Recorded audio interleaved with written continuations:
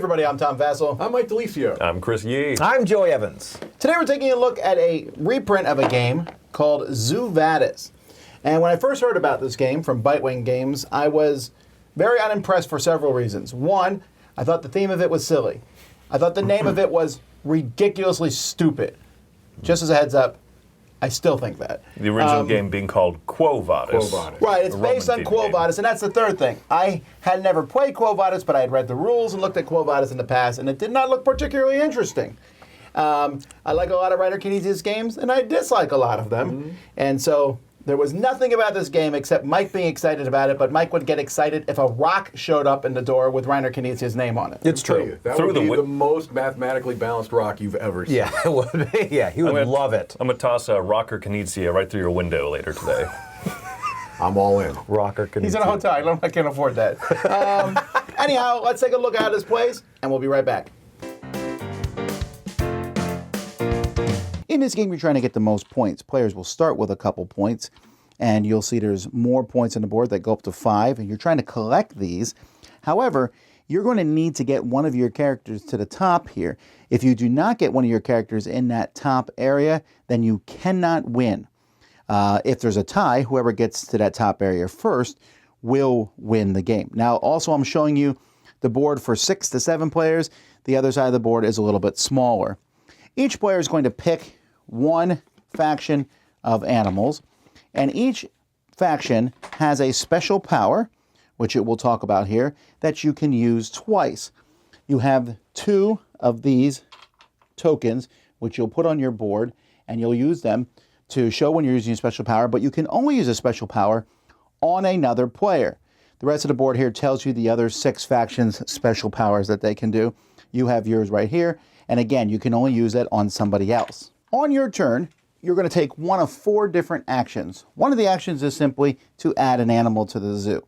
So some of these spots will be taken up by peacocks at the beginning of the game based on a number of players. But you can, if there's an empty space, you can add an animal to any of these bottom 4 spots that are out here. So that's just a free action to do on your turn. You can also try to move your animal up the path to the next spot. Now, whenever you move an animal up a path, you have to have the majority agreement from the animals that are already there. So if this blue one's here, he's the only one on this island. So you can just move there for free, and then he can move up here. However, to move from this spot, there are 5 there. He needs to have 3 animals agree. Since there's only 2, including the peacock, I can't even move. You need to wait till there's another animal here. Here, there's 7 spots, and there are 5 animals, so this one's allowed. And if let's say I'm the tiger and I'm in this area, I need to get agreement from 4 of the animals here. I have agreement for myself, great. And let's say I had another tiger here. So that's 2 votes for me, but I need 2 more. So I could ask the 2 reds, I could ask yellow, but that's not enough. I could pay the peacocks, you can pay the peacocks to get their vote. But when you ask another player to let you move forward, you have to make some sort of deal with them. If someone votes for you, they're automatically going to get a 1 chip. So they get some benefits for helping you out. However, any other benefit is up to you. Using special powers, promising future favors, giving people chips, whatever it might be. Because when you do move up, you're going to take the chip on the path that's there. This chip happens to be worth 4 points. Now that chip will have another one removed that comes out of the bag and is placed in that spot. But you're also moving farther ahead. See, once I move up this path, I can move up another path into this area. Of course, now I have to wait till there's a majority of animals to move through that path. So again, you have to either bribe the peacocks or convince other players, giving them money or whatever you might get to let you move up. You can move a peacock up a level, which will block things, cause problems, and you also get a coin when you do that as a third action. And then the last action is moving the zookeeper. The zookeeper is going to start on this spot up here, but they can move around. Here's the great thing about the zookeeper. If the zookeeper's in a spot, you can move up without needing anyone to vote for you. You're just allowed to move over them. You don't get the chip underneath them, but you can move through them. Now, that's not the only cool thing that can happen in this game. Remember I talked about special abilities. So the crocodiles let someone else move again. If they enter a 1-space exhibit like this one, the crocodiles can let them move again. The tigers, if you move over the zookeeper, you can collect the laurel that's underneath it. The rhinos let 2 people move together. So if the red ones were voted to move up, they could both if there was a spot for them to go up. And speaking of spots, the ibises here allow you to enter a full exhibit. By the way, anytime you let someone use your special power, you might get coins depending on how good the power is. The marmosets let you collect a different token on the board than the one you got. And the hyenas let you move the zookeeper. But the most fun ones, I think, are the armadillos, which allow you to move on these armadillo paths rather than the normal paths. You also notice that some of these chips out here have special abilities on them. When you take one of these chips, you also can use that. Move the peacock, move the zookeeper, and things like that. So when the last spot up in the top is filled, at that point, you're going to end the game. Whoever has the most points is the winner, but only if you have an animal up here. I've said this many times as we have played the game and as we talked about it afterwards. If you had told me Reiner Knizia designed this, unless someone told me, I would never have guessed this. This is unlike any of his other games by a mile. All 9,000 of them. Yeah. Agreed. Yeah, no, I mean, he's mathematical, and this is, it's not very mathy at all, really. It's all negotiation. You're right. I agree with your statement. Like, just on a basic level, I agree with it. The only things the only things I think that are, kind of hallmarks of Knizia is that you could teach it in 5 minutes, right? The rules do not get in the way of this game. 5 minutes is a stretch, but okay. 7 minutes. Yeah. Seems a lot So longer. the rules don't get in the way, and in, I think, the best Knizia games, the game is more about what's happening with the players around the table than what's happening on the table. 100% agree. And this is very much those things. Although you're right. I have no idea how we're talking about that. I mean, maybe with Rob, but with most of his games, they're more involved. Through the Desert, it's all about the board. It has nothing to do with the other players.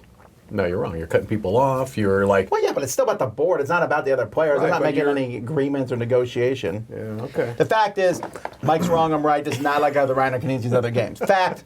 End of discussion. Sure, okay. We I'm haven't sure used that no in one a in the while. comments will have anything to say about that. As you can tell, Tom is an excellent negotiator. Yes. Oh, so on that note, if you were watching this, who do you think here is the fiercest and toughest and meanest negotiator? It is not I. It is Mike I DeLisio. have no Yes. idea what you're talking about. I am... Do you agree? I so agree. Mike, this Yes. game brings something out of you that I've never seen before, does. that I've only ever seen in the We'll Play It Live skits. I don't get angry. No. He's not a jerk. No, No. the conversation began when we began. I felt like somebody said, and go. And Mike's like, all right, here's what we're going to do. And I'm like, what's happening right now? This is... It was- I'm very much not that type of gamer, No, right? I know. But this one allows me to do it in a way that it feels like it's not going to hurt people's feelings. Like it's just part of the kind of the spirit of the game, right? The spirit of the game is anything's on the table, basically. And so sometimes you can threaten, right? Like, are you sure you want to do that, Joey? You realize I'm coming over here. Believe me, I mentioned Joey on purpose because unfortunately I was directing a lot of my stuff at Joey. A lot. Yeah. Because I know he can take it, and it was just Exactly. fun. It It was was just fun. fun, right? But you're right. This brings out an element in me in gaming that I usually don't. So to that end, you need to realize that if negotiation, your opinion on negotiation in games, probably makes or breaks this. Do you think that's I agree. legit? I'm not a big negotiation gamer. Nor am I. Every game that people have I said, don't believe that. every time that people have said, oh, Zoo Vadis, it's kind of got that Cosmic Encounter vibe. I don't really love Cosmic Encounter. But this has something that a lot of these other ones that I've played don't have. I feel like there are very tangible bargaining chips. Yeah. I feel like there's a lot that the game can offer. You can pay people money to encourage them to vote for you to move forward. You can. This came up a few times in our last game even. Be willing to offer to pay people to not do something. I have never seen that Yes. before. Yeah. Was given multiple payments to just simply not do something. He still takes an action, just don't do this action. Yeah, the fact that there are peacocks on the board, and those are important leverage to be able to really are. to be able to bribe them to move forward. That's huge. But also the threat of having one in the perfect spot, and someone placing their finger on it to move it forward. Oh, let's talk. Let's talk. I've got a power right here. I will guarantee that you're the person who gets this power. I'll even throw in a chip right now. There's so many different weird little bargaining chips that this game offers in a very small and elegant design. And for a designer that is so math forward, so many times you're having to make valuation judgments based on your gut, right? There's not an easy economy, pardon me, that you can kind of like fall back on. It's like, yeah, I think this is clearly worth 3 or 4 coins, right? It's not like that necessarily. You it's much more fluid, right? It's this moment, how much is this worth to me? How much is this going to affect things later on? The one thing you mentioned was powers. I did want to talk about that a little bit. There's, from what I understand, I'm not 100% on this, but there's a couple of big changes between the original game, Quo Vadis, and this game, Zoo Vadis. And one of them is the player powers, and one is the peacocks, right? I can't imagine playing this game without those elements. The fact that I agree. These player powers, all, generally they're good, right? But you cannot use player power, your player power for you. That's such a huge little twist, but it makes all the difference. So, if I'm the one, the player that has the tunnels like I did on the last game, I can never use those tunnels. But I can use that as a bargaining chip to get something I want, to give somebody else the opportunity to do that. It's big. I can't, and we've already talked about the peacocks. I can't imagine playing the game without those, because it would not have those clear bargaining chips. It would just be an argument every turn. Go ahead. No, I agree. This game there's be negotiation. The one thing nobody ever offered me is the amount I could pay to leave the table. And I kept waiting for that moment. And I was like, somebody's going to offer me all my money so I can walk away. And it's weird. I am not anti-negotiation. And you know what? People have called me an omni gamer. I like everything. And I do. I like Cosmic. Cosmic has things this doesn't. I think when you go on Cosmic, you're going to different planets. There's multiple paths to victory, and there's so much going on. The player powers for me are more interesting. This, you're going up, and sure, you have a random peacock that blocks things, and you're like, oh, what's after the peacock? And you're like, what? And then there's you can't go get this because there's a zookeeper that's over the chip, and you're like, wait, what? And then people are like, hey, I'll give you this. I'm like, I don't know. What do you want? And it's like someone said, everyone's in the top 10 things they hate about games. King making, right? What if, hear me out, we make king making the game? Would you like to play that? No, it's in a zoo. All right, I'll try it. And it's just don't understand this game, for some reason, if you can't tell, it did not click for me. I'm like, and to the point to where I'm playing, I enjoy the people I'm playing with, and then I'm like, Tom's like, you can't do that, you're going to lose the game. I'm like, I don't care at this point. So I feel like I wanted to end it. To your point, I get that. So I love Cosmic Encounter. That's a game that a lot of people have compared this to, including myself. This feels like a slimmed down version, but there is a big difference. In a lot of negotiation games, I'll say, I would like to buy that from you. And you say it's $17, and I'll say, I'll give you $15, and we barter back and forth. That's it. In this game, though, everything can go sideways. Like Mike said, you could pay someone to not do something, and I'll say, well, wait, what if you don't do it, but you do this instead? And you say, but what if you do this, and then I'll use my power to do that? And it's really convoluted, and if you don't like that spreading spider web of negotiation, that will bother you more. An old game that did this was Traders of Genoa, which you could trade anything for anything, and it got... Some people didn't like that free-form nature. They rather have it more focused. This game, it's weird because it's a tight-ish game, but within that game, you can negotiate kind of anything, anywhere, all over the place, to the point where I've been in the middle of negotiations in this, and at the end, I forgot some of the stuff at the beginning. I happened with me and Mike. We had such a long, convoluted negotiation, and he forgot part of it at the beginning. And to be fair, so did I. I just pretended I remembered later on. Chris remembered, right? And everyone paid him a coin to not remember. And Mike wanted to be honest. He was like, I'll do it, but I don't remember saying I'd do it. And I asked Chris, I'm like, did I say it? And he said yes. I'm like, all right. And you're not bound. You're not bound. I wouldn't have had to continue, but I chose because I'm honorable. No, I chose because I wanted people to negotiate with me later in the game. This game strikes a very good balance of anything that's on the anything you're negotiating for that's immediate must be done, which I always love that rule. I hate. I'll do this if you do this. Give me the thing. No, that's you know what I mean. Yeah. Well, very few games actually allow that because it's Yeah. How do you enforce that? Right, but anything that you hate in 2 turns, I promise I'll let you blah, blah, blah. I don't have to, I'm not obliged to actually follow through with that, but you want to because you want people negotiating with you. The game incentivizes you to vote for other people to move forward because you get a payment for it. The game incentivizes you to move those peacocks forward because you get a coin for it. The game incentivizes you to sometimes grab a lower victory point chip because mentally, it feels easier to pay a 2-point chip than a 5 to move a peacock or to bribe a peacock. The game's giving you a lot in a lot of different areas. The game says, "Hey, freeform negotiate however you want." It's really impressive that it doesn't devolve and fall apart. Yeah, I agree. 45-minute game. It does, I think. You know. Yeah. When you're not getting steamrolled, yeah, it does. I would lay down to get steamrolled on this. All right. So, what's your final thoughts? Final thoughts. Game of the year. What's that? Game of the year. Out of all the games I've played, this was one. So I didn't. Again, the experience, it is just, I think it's barely a game for me. I mean, it's all talking. It's like, hey, this is funny. Let's do this. And it's like, I enjoyed watching it more than I enjoyed being a part of it. Because I'm like, when it came to my turn, I'm like, I really don't care.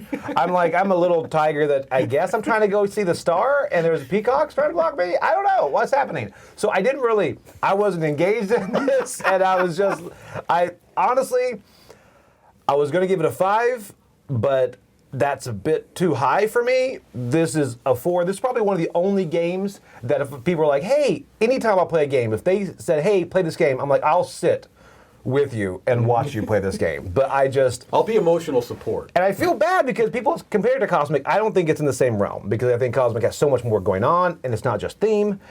This one just is a big, big miss for me. And it's one that I probably wouldn't play and actively avoid. I'm going to double his score. I'm going to give it an 8. I like the game a lot. There's some things that keep it from being great. I mean, I can pick and choose. I mean, I dragged Joey into this. I thought he would like it. I didn't know. Now I know more about him and what games not to play with him. But I think half of gamingdom would not like this game. I don't think that's an exaggeration. I really do. A lot of people are not going to like that because it's also brutally mean. Yes. Now I can handle the brutally mean part because it's not long, and that's a benefit of the game. It says on here that is 20 to 40 minutes. 24 minutes. That 20 minutes is close to as a lie that's been put in a box in a long time. Maybe a 3-player. You played a 3-player? I played it at 3. Was it 20 minutes? It was not 20 minutes. If everyone knows the game, it's still probably not 20, but it may not be too much more. No, if you're playing 20 minutes, you're barely negotiating. That's true. That's also I'm going to say it's more like 40 minutes to 75 minutes. Okay. That's probably a better range. It goes but up that's to still 7, right? It does go to 7. Yeah. You played at 7 too, right? I have. I've only played in the middle we did. ranges. We both played at 7, yeah. But I still think it's fun. I really do enjoy that. It's good to get into. It's definitely a game when you're done. I would not want to play it immediately afterwards because it kind of takes it out of you. Yes. I agree Win with nor that. lose, the fact that you can just get cut out and you're like, oh, I can't win at all. All right, well, neither is Joey or whatever. You know, that King making. Joey said it's king making a game. That really is accurate. There's definitely a huge element of that to that, or the threat of king But making. if you go in knowing that, Yeah. then I'm happy. And I like it a lot at that point, so it's an 8. Well, I don't believe I own any pure negotiation games. You own this? I don't yet. I'd like to at some point. But this will be my negotiation game, right? That's going to be my negotiation game. I think that it does so many things well that we've talked about. It scales well across the player counts. I played it in a number of different player counts. It's quick. I think I've said everything, that I like about the game, and so it's a 9 for me. I mean, this is the one negotiation game I will come to over and over again. I feel like it's easy to teach.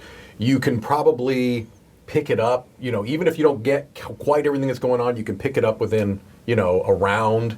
It's just fantastic. It is a pure negotiation game with those kind of things to keep it bolstered, right? Enough negotiation that you can clearly use as bargaining chips, and wonderful. And the production, too, sorry. We didn't mention the production. It's a gorgeous production. It really is nice. I'm going to agree with everything with that Mike said down to the score. It's a 9 for me, which is a shocker. Yeah. When someone said, "Hey, do you want to learn this one?" I was like, I'll give most games a try. I walked away from a 7-player game of this that we played in about, with the teach and everything, 75, maybe 90 minutes, because all of us were new. I was really impressed. Played it again at 3 players, the minimum player count. Had a fantastic game. I mean, every game that I've played of this has been phenomenal. You've walked away with some funny moments. Remember when you and I were having this negotiation, someone jumped in and said, I'll throw an extra coin just to see that happen because 2 people were trepidatious. Like, here's even more to make that. It's just always memorable and very fun. And Bitewing Games has really impressed me with their production, with their the game is a looker. It looks great on the table. I think the cover's pretty cool. I know there's a debate and stuff on that, but it just the way that it looks also makes the game easy to jump into and easy to say, do you want to try this? It's a 9. It's phenomenal. And just really quickly, joking aside with Joey, I'm actually really glad that you were a part of this review because you illustrate what Tom said, is that you can have 2 perfectly valid experiences with this game, and this game is going to be very much like that, where some people will absolutely hate it and never want to play it again. Some people think it's incredible. Some people who will walk into it extremely hesitantly can love it. Some people who maybe were more interested in it could walk away, not having enjoyed it. Right. Well, there you go, folks. That's Zoo Vadis. I'm Tom Vassell. I'm Mike DeLisio. I'm Chris Yee. I'm Joey Evans. Still hate the name. Agreed.